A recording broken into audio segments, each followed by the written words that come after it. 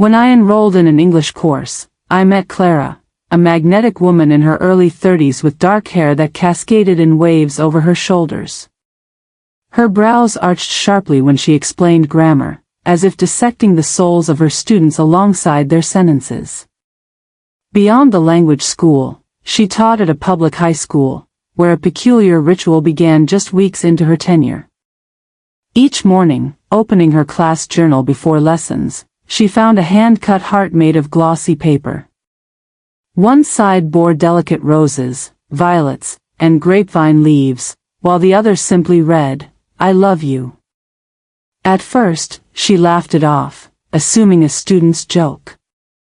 But when the hearts kept arriving daily, neatly tucked between attendance records and lesson plans, her amusement faded. "Who's my secret admirer?" she'd ask the class, scanning faces. The students giggled, shrugged, and avoided eye contact. One boy, however, sat silently in the back row.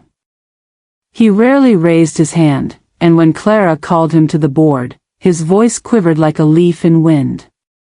She remembered one icy December afternoon when he fumbled a simple translation.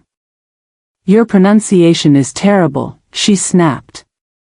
The class tittered, but the boy's face paled, his fists clenching under the desk. Clara thought, drama. It's just a language. Yet in his eyes, she glimpsed a rawness that felt like a blow, not to his pride, but to something deeper. The holidays arrived quietly. Clara celebrated New Year's Eve at home with her husband, falling asleep shortly after midnight. But 2 hours later, she jolted awake, sensing something crawling up her inner thigh. Her hand shot beneath the blanket, nothing but cold, smooth skin. "A dream," she muttered, sinking back into bed. Minutes later, the sensation returned, a tickling on her spine, then her ribs, as if a feather traced her bones. She leapt up, flicked on the light, and tore open the curtains, as though the darkness hid a swarm of unseen creatures. Her husband groaned and buried himself in the sheets. Clara stood before the mirror. Under the harsh glow, her body looked ghostly pale.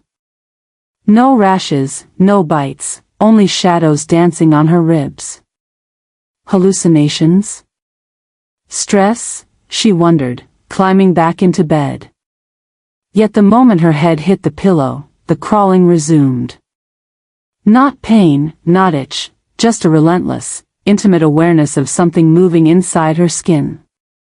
It lasted 3 nights.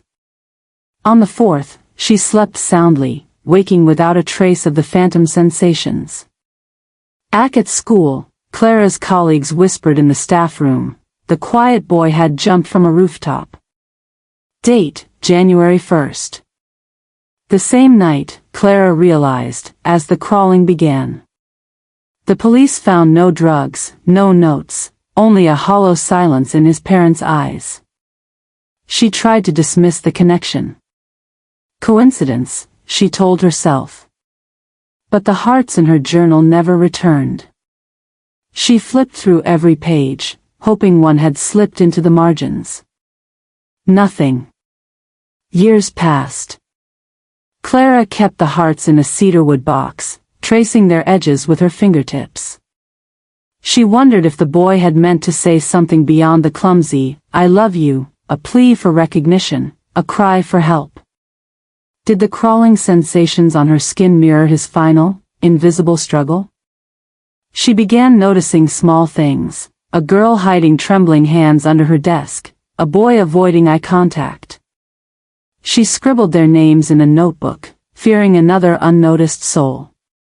Once, she found a poem etched into the bottom of the box. "I open my scuttle at night and see the far-sprinkled systems." She didn't know why she'd chosen Walt Whitman, but the lines felt right, as if the universe itself were whispering through paper.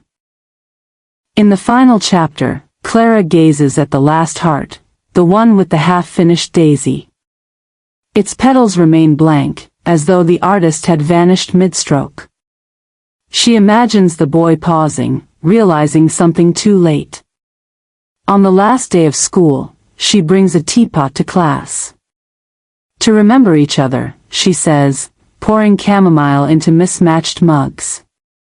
The students sit silently, clutching their cups like talismans. Outside, the wind rattles the windows, carrying the weight of all that went unsaid. Clara stares at the empty back row. The crawling on her skin never returns, but sometimes, in dreams, she feels the boy's unfinished daisy blooming, petal by petal, across her ribs.